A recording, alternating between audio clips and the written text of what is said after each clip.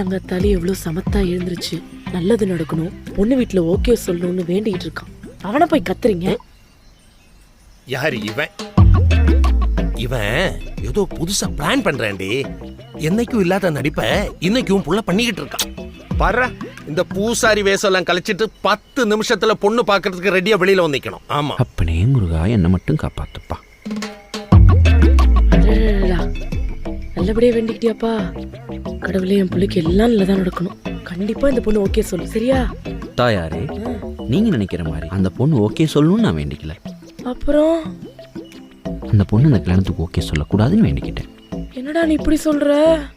கடைசி வரைக்கும் கல்யாணமே பண்ணிக்காம என்னடா பண்ண போற? அடங்கப்பா, இப்போ யாரு கல்யாணம் பண்ணிக்க மாட்டேன்னு சொல்றது? கல்யாணம் பண்ணிக்கணும், ஆனா லவ் பண்ணி கல்யாணம் பண்ணிக்கணும். அதுக்கு இந்த பொண்ணு ஓகே சொல்லக்கூடாது, அவ்வளவுதான். என்னடா நீ என்னென்னமோ சொல்ற? அந்த ஆள் வேற என்னென்னமோ பிளான் போட்டுட்டு இருக்காரா?